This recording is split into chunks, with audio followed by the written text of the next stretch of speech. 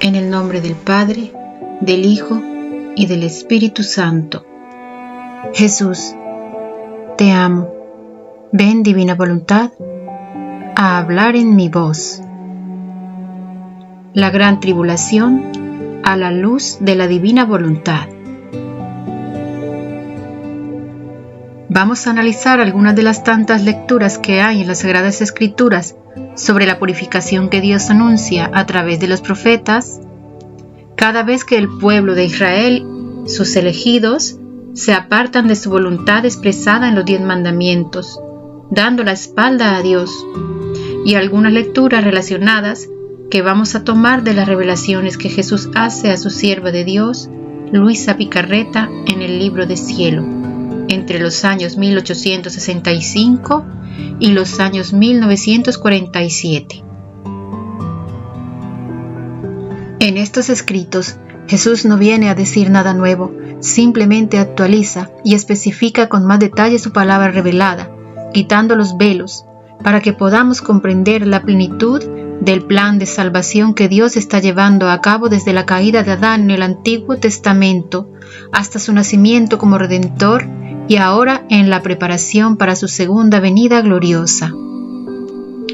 La Iglesia Católica sabiamente nos presenta un tiempo de Adviento previo a la Navidad, en donde principalmente a través del profeta Isaías describe ampliamente de qué manera va Jesús a nacer y a morir en la cruz, pero también que va a reinar en todas las naciones.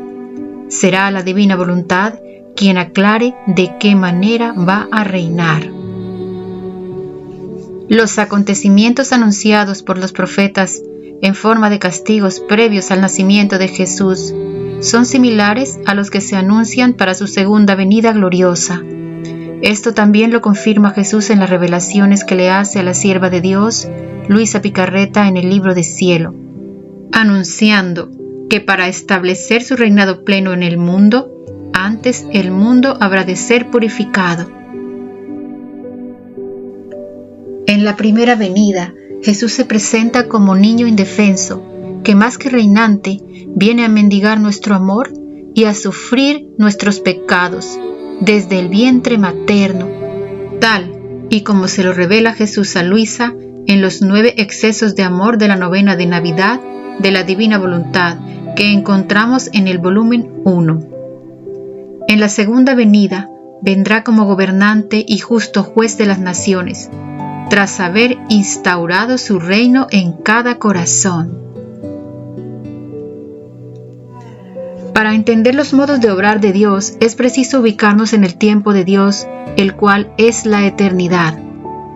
En la lectura de octubre 16 de 1932 del volumen 31, Jesús explica muy bien cómo en la divina voluntad de todos los siglos se forma uno solo.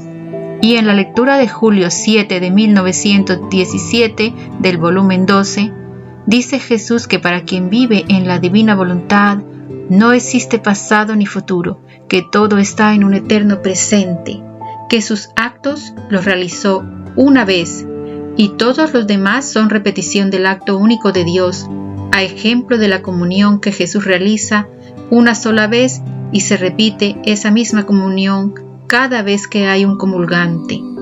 Esto lo encontramos en la lectura de junio 18 de 1923, numeral 3 del volumen 15.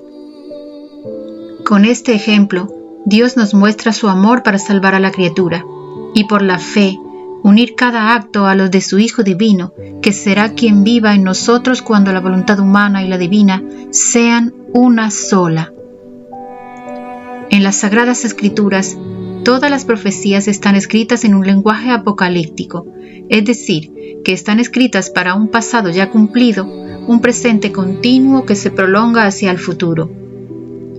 Como podemos ver, Dios no se contradice, es inmutable, siempre utiliza las mismas maneras porque ya está hecho una sola vez y para siempre. Dios nos ha dado a Jesús como el camino para regresar a casa, al cielo. Y será Jesús quien a partir de su venida nos enseñe con su palabra y obras la plenitud tanto de la redención como de la santificación. Por lo tanto, la cruz de Jesús es el remedio a todos nuestros males, pero ha de estar unida a nuestra propia cruz. Si por el contrario huimos de nuestros sufrimientos, permanecemos en lo oscuro. Según la lectura de septiembre 15 de 1901 del volumen 4. Ya que la cruz es inevitable, tanto si crees en Jesús como si no le crees, porque la quieras o no, a todos nos llega de manera parcial o total el momento de la muerte. Y es por esto que en la divina voluntad Jesús la eleva a sacramento, según la lectura de abril 25, 1902 del volumen 4. Y todos recibiremos el bautizo de la cruz para que nos sean abiertas las puertas del cielo. La cruz sirve de citatorio, abogado y juez al alma para tomar posesión del reino eterno. Marzo 5, 1904 del volumen 6.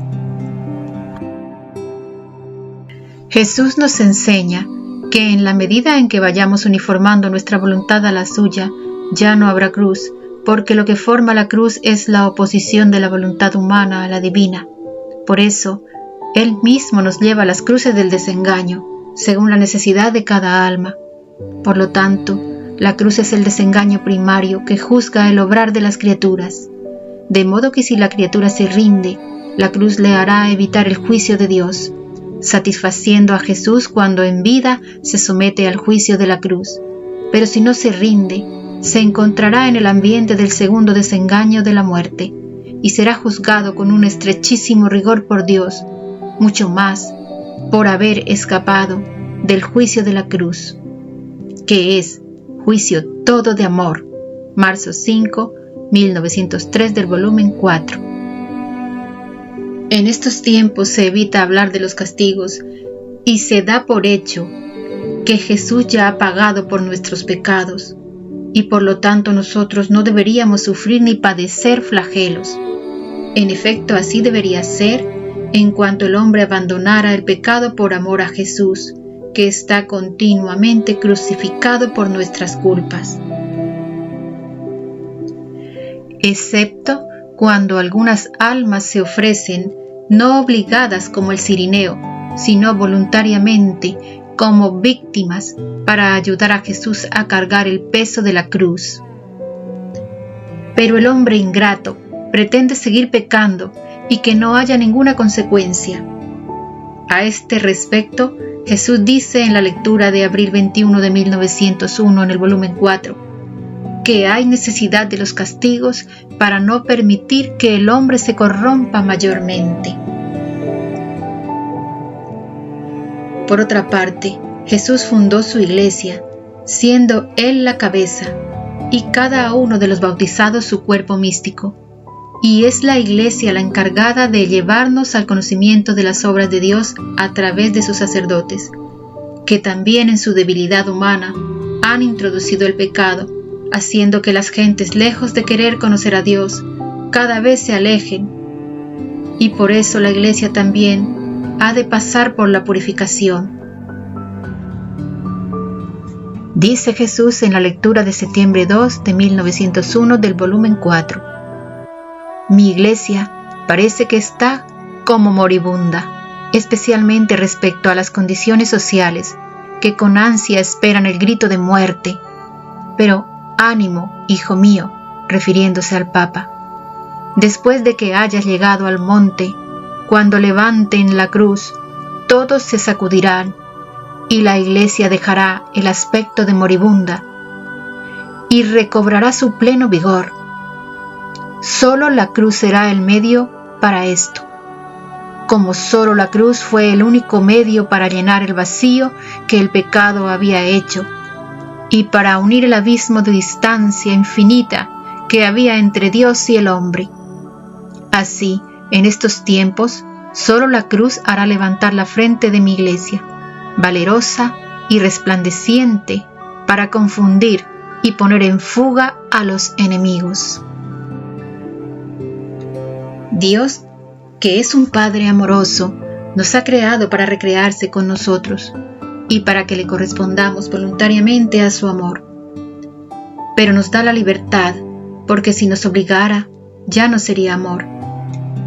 Y en esa libertad, el hombre decide olvidarse de que Dios le ama y separarse de él. Y no es Dios quien proporciona los males que sobrevienen tras este pecado de ingratitud, sino la consecuencia del mismo pecado que oscurece las acciones hechas fuera de Dios, trastornando su interior y desequilibrando lo que le rodea y su propia naturaleza. Pese a todo, Dios es amor y es nuestro Padre, y en el mismo instante de la caída, anuncia en Génesis 3:15 el remedio para regresar al paraíso por medio de Jesús, nacido de la Virgen María, para recuperar los dones preternaturales que Adán había perdido: la inmortalidad, la voluntad divina, la ciencia infusa, la filiación divina y la impasibilidad. Por eso Dios, como buen Padre amoroso, nos corrige y nos enseña con su ley cómo vivir, y nos exhorta a través de los profetas lo que tenemos que abandonar y disponernos para que nuestro cuerpo y alma se dejen redimir por su Hijo Divino, quien hará todo porque Él es el único que posee la divinidad y las obras a la altura de la santidad divina que perdimos en el Edén. Por tanto, Jesús reinará plenamente en nosotros cuando nos hayamos dejado redimir. Pero Dios también es justicia, y no es justo que, habiendo enviado a su propio Hijo a redimir al mundo, la humanidad no sienta compasión, gratitud y abandone el pecado voluntariamente por amor a Jesús. Entonces la ingratitud se cambia en justicia y la justicia es severa. Y así como en cada una de las profecías Dios anuncia la purificación, seguidamente anuncia la restauración, la resurrección, la venida gloriosa, el reino de paz y de amor que obtendremos tras pasar por esa purificación obtenida a través del sacrificio de la cruz. El profeta Isaías también nos detalla la caída de cada uno de los pecados del hombre: la soberbia, la envidia, la avaricia, el abandono y desprecio a Dios. Y todo esto será sometido bajo los pies de Jesucristo. Pero Jesús se presenta primero pequeño, sufriente, mendigante, para poder ganarnos a fuerza de amor. Pese a todo esto, el mundo desprecia el camino de Jesús, el camino de sufrimiento, uniformado al de Jesús, y prefiere llevar su sufrimiento solo, despreciando la luz divina que hay en la cruz de Cristo, llena de paz, de calma imperturbable, de amor, de paciencia, etc. Y lejos de conseguir la felicidad, por el contrario, se sumerge en la locura de querer hacer mejor el mundo sin Dios, y sus obras son sin luz. Por lo tanto, empieza a desencadenarse la corrupción, tal y como lo hemos podido comprobar en el pasado, y como también en este tiempo, en donde se ha establecido el antidecálogo del hombre contra Dios. En el primer mandamiento, ya no se ama a Dios, se odia a Dios. Se profanan las iglesias, se cometen sacrilegios, la gente no quiere conocer a Dios. Se han unido todas las naciones para ofrecer al mundo una falsa felicidad en la que ya Dios no hace falta. Y vamos viendo leyes contrarias, incluso hasta en los colegios, prohibiendo realizar actos religiosos con la excusa de no faltar al respeto a otras creencias, sustituyéndolas por fiestas que van contra Dios, como el Halloween, y otras espiritualidades contrarias a Cristo, como el yoga, etc. El lobo vestido de cordero, que sutilmente ofrece bienestar y salud al cuerpo, pero lo que realmente hace es alejar a las almas para que no busquen a Dios a través de Jesús, que es el camino, la verdad y la vida. Y poco a poco se nos va quitando a Dios de nuestras vidas, apareciendo un odio satánico. La gente no conoce a Dios, sin embargo le odia. y dentro de la propia Iglesia también se está dando cada vez más la apostasía. En el segundo mandamiento es generalizado que se utilice el nombre de Dios para ofenderlo, por parte principalmente de quienes no le conocen, y cada vez son más. Cuando las cosas no salen como se quiere, lo más fácil es culpar a Dios por las desgracias propias y las del mundo, blasfemando abiertamente contra su santo nombre. En el tercer mandamiento, santificar la fiesta, vemos cómo la Iglesia se está quedando vacía por falta de fervor, de amor de corazón, de adoración a Dios. Los sacramentos se quedan infructuosos porque la mayoría de las personas que hacen sus ritos eclesiales, los bautismos, las comuniones, las bodas, lo hacen por un interés social y no por unirse a Dios ni por agradarle. Ahora los padres le preguntan a los hijos si quieren o no hacer la comunión, como un festejo más para obtener regalos, y no precisamente los espirituales, como en efecto sucede. Y cuando la hacen, ya no aparecen más por la Iglesia. Las bodas se hacen también por tradición o porque son más bonitas, pero al cabo del año o a los 2 años como mucho, ya se están divorciando. Entonces no hay conocimiento pleno del para lo que son y para lo que Dios nos tiene preparado los sacramentos, que es para ayudarnos a unirnos con Él, y nosotros hacemos totalmente lo contrario. En la lectura de noviembre 5 de 1925 del volumen 18, Jesús habla de cómo gime el Espíritu Santo en cada uno de los sacramentos con sus dolores inenarrables porque no es correspondido. En el cuarto mandamiento vemos cómo los padres hemos perdido la sana autoridad y los hijos caprichosamente van tomando el mando de sus apetencias, quieren todo para ellos como un derecho. La desobediencia reina en los hogares con todo lo que ésta conlleva, y se convierten en tiranos y faltan al respeto a los padres constantemente. Entonces no hay una sana relación en la mayoría de los hogares.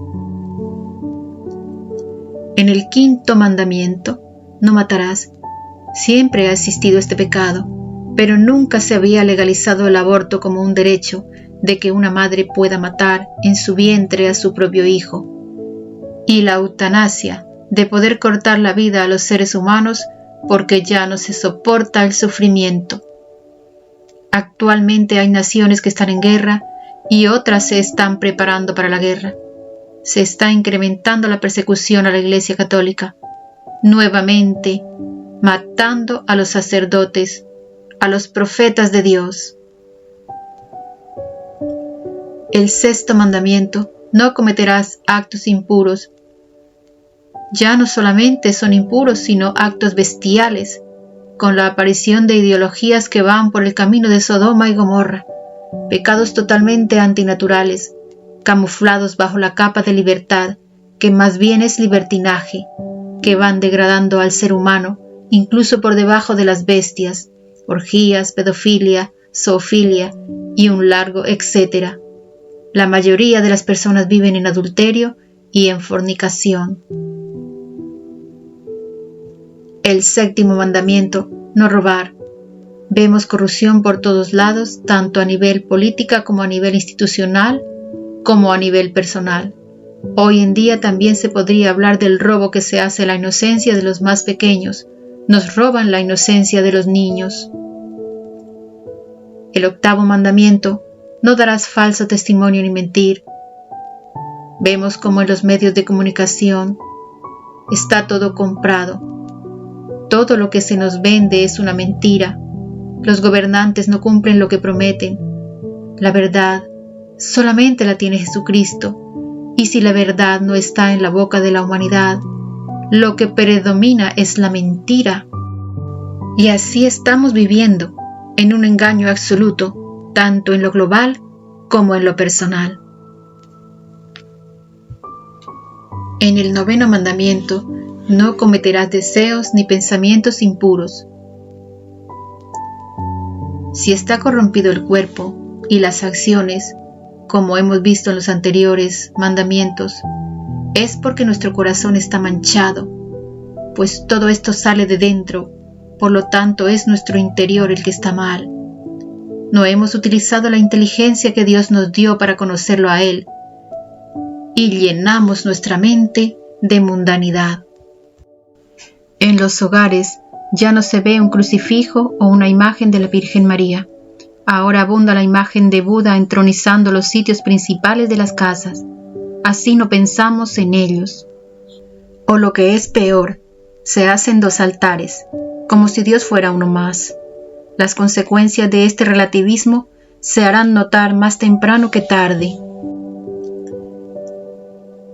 Y el 10º mandamiento, no codiciará los bienes ajenos, está igual. La envidia hace querer tener y poseer más por aparentar ante una sociedad que no sabe ni para dónde va. Por esto, cada vez que el mundo se aparta de Dios y se encuentra en este lamentable estado, las profecías se actualizan. En la lectura de febrero 8 de 1921 del volumen 12, Jesús se lamenta con Luisa y le dice: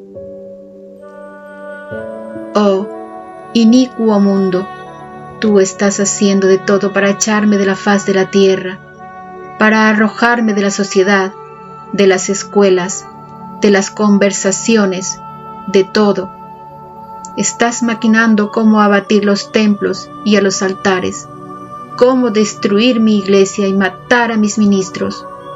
Y yo te estoy preparando una era de amor, la era de mi tercer fiat». Jesús nos prepara una era de amor, pero también denuncia el estado doloroso en el que se encuentra el mundo, y nos llama inicuo mundo, un mundo que lejos de ir acercándose más a Dios, por el contrario, le da la espalda de nuevo. En el capítulo 1 del profeta Isaías, Dios dice: «Oíd cielos, escucha tierra, que habla Yahvé. Hijos crié y saqué adelante, pero se rebelaron contra mí. Conoce el buey a su dueño y el asno el pesebre de su amo, pero Israel no conoce, mi pueblo no discierne». En el versículo 10 nos presenta la hipocresía como algo detestable: costumbres, ritos, asambleas, oraciones por rutina y nada por agradar a Dios de corazón. Esto es detestable a los ojos de Dios. En el capítulo 24, el profeta Isaías nos dice: «Yahvé ha decidido devastar y despoblar la tierra, replegará la superficie y expulsará de ella a sus habitantes, al pueblo como al sacerdote, al siervo como al señor, a la criada como a su señora, al que compra como al que vende, al que presta como al prestatario, al acreedor como a su deudor. La tierra será devastada, totalmente saqueada, pues así lo ha decidido Yahvé. En duelo se marchita la tierra, se amustia, se marchita el orbe, el cielo con la tierra se marchita, sus habitantes profanan la tierra, conculcan las leyes, violan los preceptos, quebrantan la alianza eterna. Por eso la maldición devora la tierra, y son culpables quienes la habitan. Por eso se consumen sus habitantes, quedan pocos del linaje humano». Jesús retoma esta forma de hablar del profeta Isaías cuando inicia la predicación del reino de los cielos. En San Lucas 17 le dice a sus discípulos: «Como sucedió en los días de Noé, así ocurrirá también en los días del Hijo del Hombre». Comían, bebían y tomaban mujer y marido, hasta el día en que entró Noé en el arca. Entonces vino el diluvio y los hizo perecer a todos. Lo mismo ocurrió en los días de Lot. Comían y bebían, compraban y vendían, plantaban y construían, pero el día en que salió Lot de Sodoma, llovió fuego y azufre del cielo que destruyó a todos. Así sucederá el día en el que el Hijo del Hombre se manifieste. Jesús se manifestará plenamente. Esta manifestación también estará precedida por una serie de acontecimientos que van a purificar el pecado, tanto a las personas como a la tierra. Ya sabía Dios que no dejaríamos el pecado a pesar de la redención, como en efecto ha sucedido. En el capítulo 21 del Evangelio de San Lucas, Jesús dice que las potencias del cielo serán sacudidas. Entonces verán al Hijo del Hombre venir en una nube con gran poder y gloria. Por lo tanto, cuando empiecen a suceder estas cosas, levantaos, alzad la cabeza, se acerca vuestra liberación. En la lectura de junio 7 de 1928 del volumen 24, explica que el alma tiene tres potencias: la inteligencia, la memoria y la voluntad. Por lo tanto, estas tres potencias del alma también han de ser sacudidas por el amor de Jesucristo, por la cruz, porque estas tres potencias del alma se deben poner en orden a Dios para recibir el amor de Dios, para recibir a Dios mismo, porque lo que vemos en el exterior es lo que hay en el interior del hombre, y todo esto ocurre por causa del pecado, por haber abandonado a Dios, por no quererle conocer. Dios no quiso que fuera así. Su voluntad es el amor y la unidad perfecta con Dios, pero en su voluntad permitida, que es con justicia, porque el hombre busca atar las manos al Omnipotente, Jesús permite que la justicia haga su curso, como lo dice en la lectura de febrero 8 de 1931 del volumen 28. En el capítulo 13 del 7 al 9 del profeta Zacarías, dice: Despierta espada contra mi pastor, contra mi ayudante, oráculo de Yahvé Sebaot. Hiere al pastor, que se dispersen las ovejas, y yo tornaré mi mano contra los corderos. Y sucederá en toda la tierra, oráculo de Yahvé, que 2/3 serán en ella exterminados, perecerán, y el otro tercio quedará en ella. Yo meteré en el fuego este tercio, los purgaré como se purga la plata, y los probaré como se prueba el oro. Invocará mi nombre, y yo le responderé. Diré: Él es mi pueblo, y él dirá: Yahvé es mi Dios. Jesús cumple esta profecía, Mateo 26:31, y se sigue cumpliendo cada vez que sea necesaria la purificación de la humanidad. En la lectura de enero 29 de 1919 del volumen 12, Jesús le dice a Luisa que cumplirá la tercera renovación de la humanidad, manifestando lo que hacía su divinidad en su humanidad. Dice Jesús: Hija amada mía, quiero hacerte saber el orden de mi providencia. En cada periodo de 2000 años he renovado al mundo. En los primeros los renové con el diluvio. En los segundos 2000 lo renové con mi venida a la tierra, en la que manifesté mi humanidad, de la cual como de tantas fisuras se traslucía mi divinidad. Y los buenos y los mismos santos de estos terceros 2000 años han vivido de los frutos de mi humanidad, y como a gotas han gozado de mi divinidad. Ahora estamos cerca del final de los terceros 2000 años, y habrá una tercera renovación. He aquí el porqué de la confusión general. No es otra cosa que la preparación a la tercera renovación.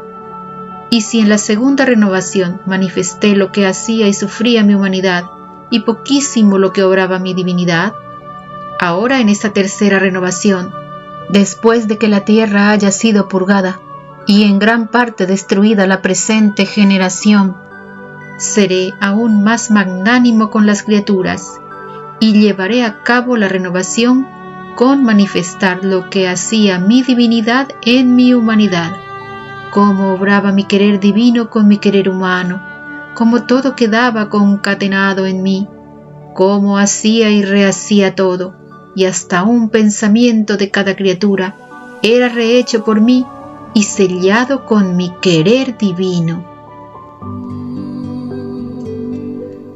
Aquí Jesús nos está aclarando todas las profecías apocalípticas. Todo lo que en las Sagradas Escrituras está dicho, se ha cumplido, se cumple y se cumplirá cada vez que Dios quiere manifestarse o venir, porque Él quiere darse a conocer y unirse nuevamente con nosotros, porque para eso fuimos creados, para conocerlo y para amarlo. En esta tercera renovación dice que manifestará una verdad, ahora otra, de lo que obraba su divinidad en su humanidad.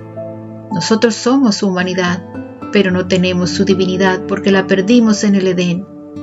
Dios nos ha regalado la redención de la mano de la Virgen María, y para que los frutos de la redención hayan sido posibles, tuvieron que darse a conocer previamente. Y lo mismo ocurre con los frutos del reino de su divina voluntad. Jesús debe manifestar lo que obraba su divinidad en su humanidad para que su reino tenga el pleno cumplimiento.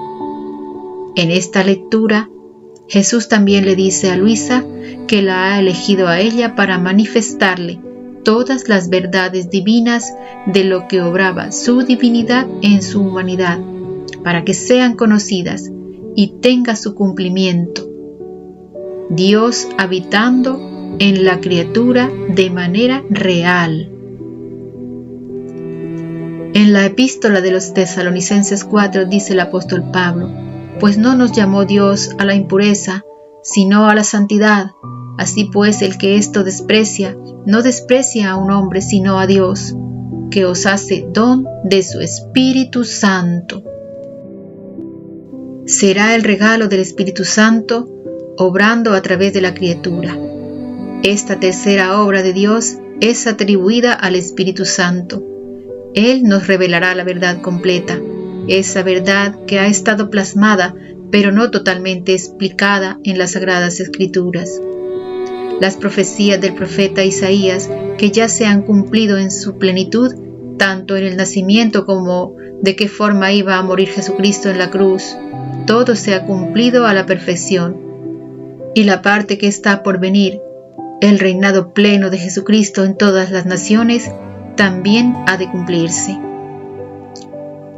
En el capítulo 45 del profeta Isaías, versículos del 20 al 25, Dios nos dice: reuníos y venid, acercaos todos, supervivientes de las naciones. No saben nada los que llevan sus ídolos de madera, los que suplican a un Dios que no puede salvar. Exponed, aducid vuestras pruebas, deliberad todos juntos. ¿Quién hizo oír esto desde antiguo y lo anunció hace tiempo? ¿No he sido yo Yahvé? No hay otro Dios fuera de mí, Dios justo y salvador. No hay otro fuera de mí. Volveos a mí y seréis salvados, confines todos de la tierra, porque yo soy Dios. No existe ningún otro. Yo juro por mi nombre, de mi boca sale la palabra verdadera y no será vana. Que ante mí se doblará toda rodilla y toda lengua jurará diciendo: solo en Yahvé hay victoria y fuerza. A él se volverán abochornados todos los que se inflamaban contra él. Por Yahvé triunfará y será gloriosa toda la raza de Israel. Dios remite el cumplimiento de esta promesa a Jesús. En Filipenses 2 dice el apóstol Pablo: para que ante el nombre de Jesús se doble toda rodilla en el cielo y en la tierra y debajo de la tierra, y toda lengua confiese que Jesucristo es el Señor, para gloria de Dios Padre. La gloria de Jesucristo es la gloria de Dios Padre, llevada a cabo por el Espíritu Santo en la plenitud de la acción trinitaria. Y así se cumplirá la totalidad de las profecías de Isaías, el profeta mesiánico. El Espíritu Santo quitará los velos que hay en todas las profecías, y abandonaremos el pecado para poder comprender todo lo que Dios nos quiere decir y le veremos cara a cara a través de Jesús. Cuando Dios dice en Ezequiel 36, os rociaré con agua pura y quedaréis purificados, os purificaré de todas vuestras inmundicias y de todas vuestras basuras, os daré un corazón nuevo, infundiré en vosotros un espíritu nuevo, quitaré de vuestra carne el corazón de piedra y os daré un corazón de carne, infundiré mi espíritu en vosotros y haré que os conduzcáis y observéis y practiquéis mis normas. Lo que realmente nos quiere decir es que quiere una relación de amor con nosotros, y para eso su Hijo Jesucristo se nos presenta en la divina voluntad, todo corazón, todo derroche de amor. Nos da a conocer el significado divino escondido en cada uno de los padecimientos de su pasión, de unas maneras que nadie ni siquiera puede llegar a imaginar, para que sepamos cuánto le hemos costado a Dios, cuánto le cuesta a Jesús nuestra alma, y cumplamos su ley, no por miedo o por obligación, sino por amor a Jesús. Recordemos que las obras de Dios son eternas, y la redención es eterna. Por lo tanto, mientras haya pecado, Jesús sigue estando crucificado, no como un símbolo, sino como una realidad del sufrimiento humano. Jesucristo ha llevado nuestras culpas y sufre cada uno de nuestros sufrimientos, pero no solo en modo exterior, sino en su interior. Esa divinidad que posee cada uno de sus sufrimientos para la redención del mundo y que está perfectamente explicada en las 24 horas de la pasión revelada a la sierva de Dios Luisa Picarreta. Esa cruz por la que todos hemos de pasar en algún momento de la vida, la cual en muchas ocasiones nos causa horror, simplemente porque no hemos mirado la profundidad, la fuerza, el valor, la humildad, la divinidad que tiene la cruz de Jesucristo en la nuestra. Y si esto no ablanda nuestros corazones de piedra, ¿qué esperanza de conversión nos queda? Es hora de que no tengamos miedo, de fijarnos en Jesús, que es nuestra esperanza, en las promesas de resurrección, y no al final de la vida, sino desde aquí en la tierra. Visualicemos ese reino de amor y de paz que tendrá su cumplimiento porque está decretado en el Padre Nuestro. Dios lo dice y Dios lo hace. Cuando el cuerpo está infectado y muchas veces no tiene solución, el médico la única cura que tiene es amputar alguno de los miembros para que no se pierda el resto del cuerpo. Y esto es así. ¿Cómo podemos comprender esto? Y no podemos comprender que cuando el mundo se está yendo a la destrucción y a la muerte, Dios nos quiera limpiar de la maldad. Jesús también nos va enseñando a través de Luisa cómo ir uniendo nuestra humanidad a la suya, cómo fundirnos plenamente con su humanidad. Primero nos enseña a abandonar el pecado voluntario y nos da su voluntad para lograrlo, a ejemplo de Luisa, porque para nosotros es imposible por nuestra cuenta. Luisa es enseñada también por la Virgen María. Ellos harán de nuestros corazones de piedra un corazón de carne, enseñándonos a unir nuestras propias cruces, nuestra vida, todo nuestro ser a la humanidad de Jesús, para alcanzar también con Él la gloria del reino de la redención y de la plena santificación, el reino de la paz de Jesús. Porque si no tenemos esa paz, lo que tenemos es guerra. Por eso, Dios necesita preparar una santidad divina, para que la oración que Él mismo nos enseñó tenga su cumplimiento. En la lectura de febrero 24 de 1933 del volumen 31, numeral 4, Jesús le dice a Luisa: Cosas imposibles yo no las quiero, ni pretendo de la criatura, ni yo mismo les hago las cosas imposibles. Por lo tanto, si fuera imposible que mi voluntad divina reinara como en el cielo así en la tierra, habría enseñado una oración inútil y sin efecto, y yo cosas inútiles no sé hacer. A lo más espero siglos, pero debo hacer surgir el fruto de mi oración enseñada, mucho más que gratuitamente, sin que ninguno me lo hubiese dicho, que yo diera este gran bien de que mi voluntad se hiciese como en el cielo así en la tierra, yo mismo como una segunda creación, sin que nadie me rogara. Yo extendí los cielos, creé el sol y todo. Así por mi voluntad, todo espontáneo yo dije, rueguen que mi voluntad se haga como en el cielo así en la tierra. Y cuando espontáneamente se dice, rueguen que esto suceda, sin que ninguno me lo haya pedido, significa que primero observé todo en mi omnividencia, ponderé muy bien las cosas, y cuando vi que esto era posible, entonces me decidí a enseñar el Padre Nuestro, queriendo la voluntad humana unida a la nuestra, que suspirase que viniese a reinar como en el cielo, así en la tierra. Así que todo lo que he manifestado sobre mi voluntad está encerrado en aquellas solas palabras. Hágase tu voluntad, como en el cielo, así en la tierra. En estas pocas palabras están encerrados abismos de gracias, de santidad, de luz y abismos de comunicaciones y transformaciones divinas entre creador y criatura. Esta es la santidad primera, la santidad que perdimos en el paraíso, la santidad de la Virgen María, a la cual tampoco tenemos acceso porque tenemos el pecado original.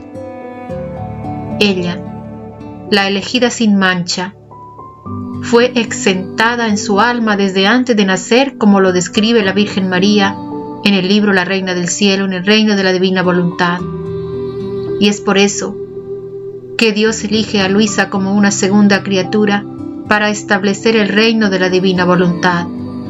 Esta criatura con pecado original será el modelo que tendremos el resto de los mortales para poder uniformarnos a la santidad divina, a la santidad primera, la santidad de Adán antes de pecar, la santidad de Jesús y de la Virgen María. Hemos visto cómo en el Antiguo Testamento solamente tenemos la justicia de Dios como remedio. Con el nacimiento de Jesús se establece la redención. Después de la redención se incorpora la divina misericordia como preludio de la divina voluntad. Dios se abaja por medio de Jesús para ejecutar todos sus designios, y por eso en Jesús encontramos todo el amor, pero en Jesús también está la justicia del Padre. Y así como Él es el amor, la misericordia, la dulzura, también es el justo juez, la piedra de tropiezo para muchos, como lo anunciaba el profeta Simeón a la Virgen María. En la primera epístola de San Pedro 2:8 dice: tropezarán quienes no acepten el mensaje de Jesucristo o a causa del pecado no puedan comprenderlo. Y al no entenderlo, nos hemos puesto en contra de Él. Y si estamos en contra de Él, que es la vida, estamos muertos y muertos a la vida. En la lectura de noviembre 13 de 1899 del volumen 3, Jesús le dice a Luisa: confórmate a mi justicia, que no puedo más. El hombre es demasiado ingrato y casi me obliga por todas partes a castigarlo. Me arranca él mismo de mis manos los castigos. Si tú supieras cuánto sufro, pero es el hombre mismo el que me hace violencia. Si no hubiera hecho otra cosa que comprar a precio de sangre su libertad, aún así debería ser agradecido conmigo. Pero el hombre, para hacerme mayor agravio, va inventando nuevos modos para hacer inútil mi desembolso. Y mientras esto decía, Jesús lloraba amargamente. Esto nos confirma que Jesús es el encargado, por voluntad del Padre, de ejecutar la justicia, pero también de padecerla en la cruz. ¡Cuánto sufre Jesús! Y toda la creación está al servicio del Creador para ejecutar la sentencia, como lo dice Jesús en julio 14 de 1926 del volumen 19. Dice Jesús: así que todos los elementos están preñados de mi voluntad, el viento, el fuego, la flor, toda la tierra, todos son velos que la esconden. Y en la lectura de agosto 12 de 1927 del volumen 22, Jesús le dice a Luisa: hija mía, agua, fuego y sangre se unirán y harán justicia. Todas las naciones se están armando para hacerse la guerra. Y esto irrita mayormente la justicia divina, y dispone a los elementos a tomar venganza de ellos. Por eso la tierra verterá fuego, el aire mandará fuentes de agua, y las guerras formarán fuentes de sangre humana, en las cuales muchos desaparecerán, ciudades y regiones quedarán destruidas. ¡Qué maldad! Después de tantos males, de una guerra súbita, preparan otra más terrible, y buscan mover a casi todo el mundo como si fuera un solo hombre. ¿No dice esto que el pecado ha entrado hasta en los huesos? ¿Tanto de transformar la misma naturaleza en pecado? Aquí Jesús está explicando el porqué el trastorno de toda la creación, y ésta se pone en contra del hombre, y no podemos decir que esto no es una verdad, que la hemos vivido durante varias épocas en el pasado, y que la seguimos viviendo ahora, porque Dios es el que gobierna la creación, y por supuesto nosotros estamos dentro de la creación que Dios ama sobremanera y pone al hombre como joya de la corona, pero que éste, al haber entrado hasta el fondo del pecado, se ha quedado por debajo de la misma naturaleza, por debajo de la misma creación, porque al estar apartado de Dios, ellos son superiores a nosotros. Y todo esto que ocurre fuera es el reflejo de lo que hay en el interior del hombre. Jesús, en la divina voluntad, nos muestra cómo le costó más rehacer el interior del hombre que llevar la cruz que le proporcionaron los judíos. En la lectura de noviembre 19 de 1926 del volumen 20, Jesús dice: hija mía, las penas de mi voluntad divina son inenarrables e incomprensibles a la naturaleza humana. Ella está en todas las criaturas, pero está bajo la opresión de una tremenda y desgarradora agonía, porque en vez de darle el dominio para hacerla desarrollar su vida en ellas, la tienen reprimida sin darle la libertad de obrar, de respirar, de latir. Así que la voluntad humana obra, respira libremente, late como quiere, y la mía está solo para servirla, para contribuir a sus actos y estar dentro de estos actos agonizante, sofocada, bajo el estertor de una agonía de largos siglos. Mi voluntad se agita en la criatura bajo la opresión de una agonía desgarradora, y su agitarse son los remordimientos de conciencia, las desilusiones, los reveses, las cruces, el cansancio de la vida y todo lo que puede dar molestia a las pobres criaturas, porque es justo que teniendo ellas a una voluntad divina en la cruz y siempre bajo el estertor de la agonía, ella con su agitarse las llame, no pudiendo hacer diversamente porque no tiene dominio. ¿Quién sabe si entrando en ellas mismas, al ver la infelicidad que les da su mala voluntad, puedan darle un poco de respiro y de tregua a su dolorosa agonía?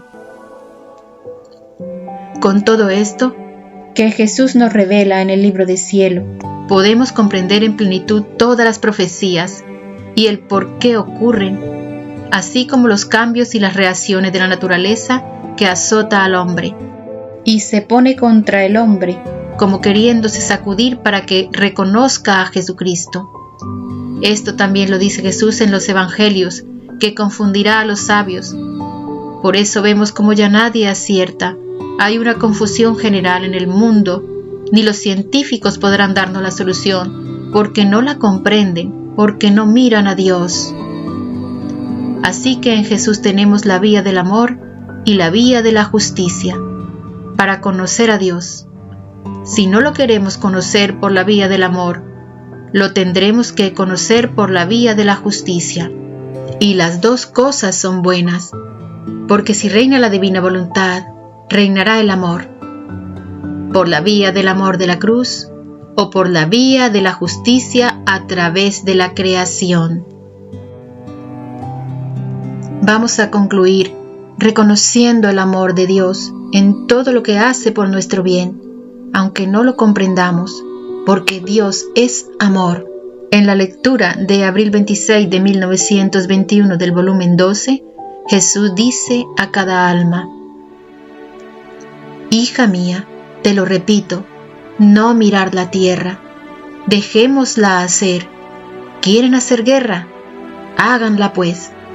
Y cuando se hayan cansado, también yo haré mi guerra. Su cansancio en el mal, sus desilusiones, los desengaños, las pérdidas súbitas, los dispondrán a recibir mi guerra. Mi guerra será guerra de amor. Mi querer descenderá del cielo en medio de ellos. Todos sus actos y los de las criaturas hechos en mi querer harán guerra a las criaturas, pero no guerra de sangre. Pelearán con las armas del amor, dándoles dones, gracias, paz.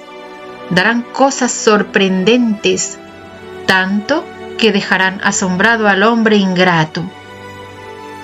Esta mi voluntad, milicia de cielo, con armas divinas, confundirá al hombre, lo arrollará, le dará la luz para ver, pero no el mal, sino los dones y las riquezas con las cuales quiero enriquecerlo. Los actos hechos en mi querer, llevando en sí la potencia creadora, serán la nueva salvación del hombre. Y descendiendo del cielo, llevarán todos los bienes a la tierra, llevarán la nueva era y el triunfo sobre la ingratitud humana. Por eso, multiplica tus actos en mi voluntad para formar las armas, los dones, las gracias, para poder descender en medio de las criaturas y hacerles guerra de amor. Que la Virgen María interceda por el reino de la divina voluntad, el reino de la cual ella es la reina. Espíritu Santificador, hazlo pronto. Ven, divina voluntad, ven a reinar en nosotros.